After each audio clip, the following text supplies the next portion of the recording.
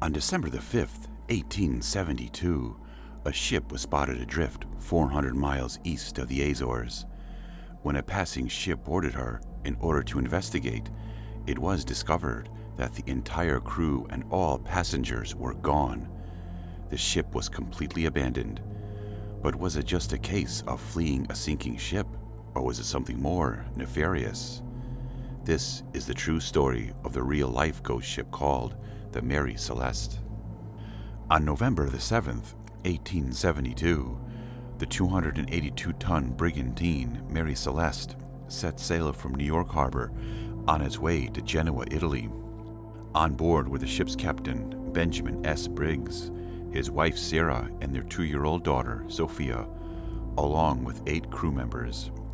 Less than a month later, on December the 5th, a passing British ship called De Gratia spotted the Mary Celeste at full sail with no sign of the captain, his family, or any of the crew. Aside from several feet of water in the hold and a missing lifeboat, the ship was undamaged and loaded with a 6-month supply of food and water. When the crew of the De Gratia boarded the Mary Celeste, they found everything in perfect order, yet there was not a single living soul to be found aboard the ship. The only possible clues that could explain the crew's whereabouts were a disassembled pump in the hold and a missing lifeboat. The ship and its crew spent 2 weeks at sea, fighting against raging storms and treacherous seas before reaching the Azores. Captain Briggs chronicled the rough journey in his journal, but curiously, his log ended abruptly on November the 25th, 1872, at 5 a.m. The night prior, his log recorded the ship and its crew had continued to face rough seas and winds of more than 35 knots. But by the morning, they had come out on the other side unscathed, with the island of Santa Maria in sight. All, it seemed, was well. But when the crew of the De Gratia came across the Mary Celeste, just over 1 week later, on December the 5th, they found it abandoned, drifting in the seas 400 miles east of the Azores.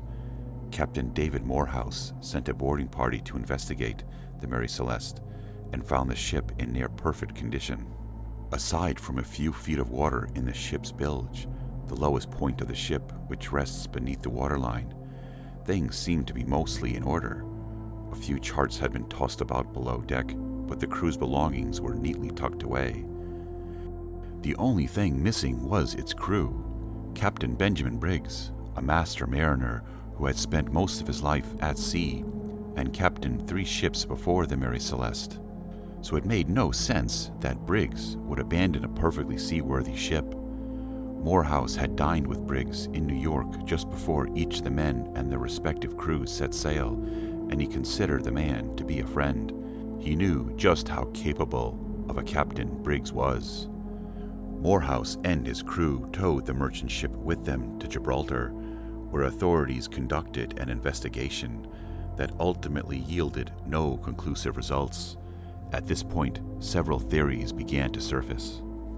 English Inspector Frederick Flood was the first to hypothesize about the disappearance of the crew. With the knowledge that Morehouse and Briggs were friends, the inspector suspected that the 2 captains may have concocted a scheme to defraud the insurance company and split the profit earned from the eventual sale of the Mary Celeste. Per the laws of the sea, the abandoned ship did now belong to Morehouse after all.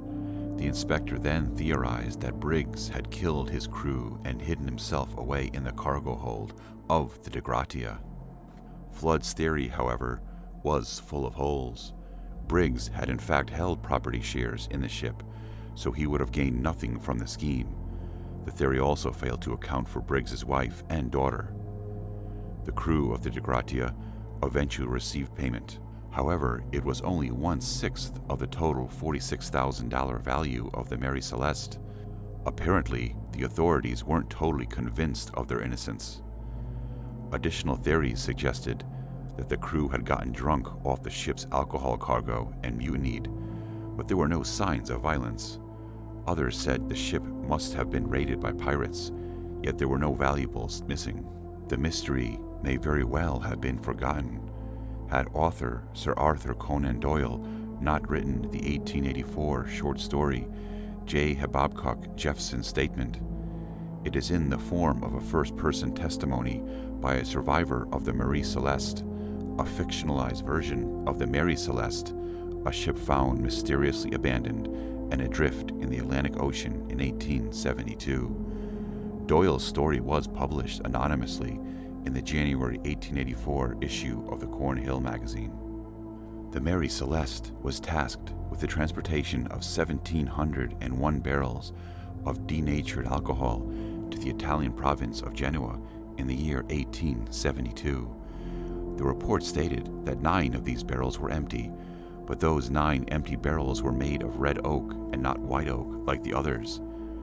Red oak is a more porous wood and is likely to leak. It was believed that the alcohol vapors expanded in the Azores' heat.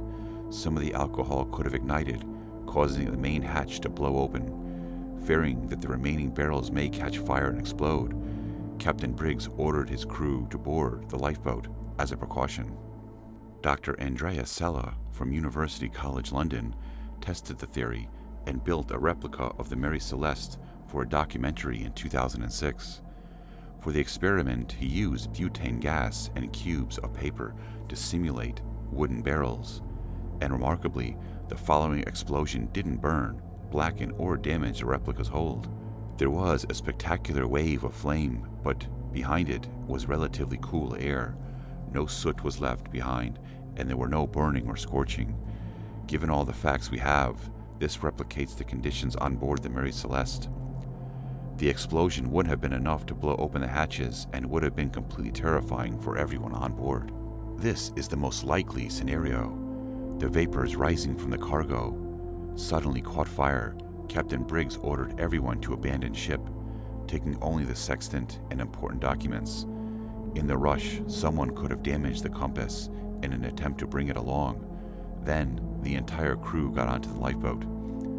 They probably didn't intend to definitively abandon the vessel. The explosion had already quickly burnt out, and the captain only wanted to be sure that the whole ship wouldn't explode, in case the fire had affected the rest of the cargo. He had probably fastened the lifeboat to the Mary Celeste with a halyard, and indeed, a line hanging from the parapet had been found by the sailors of the De Gratia when they stepped on board the brigantine. What happened afterwards, though, we can only guess. Certainly, the ship did not explode, but the sea could have become stormy and broken the halyard. The wind pushed the ship, which still had the smaller sails, unfurled. The lifeboat, with on board the captain, his wife and daughter, and all his sailors, remained alone in the ocean, floating towards a tragic destiny, with none of them ever to be seen or heard from again.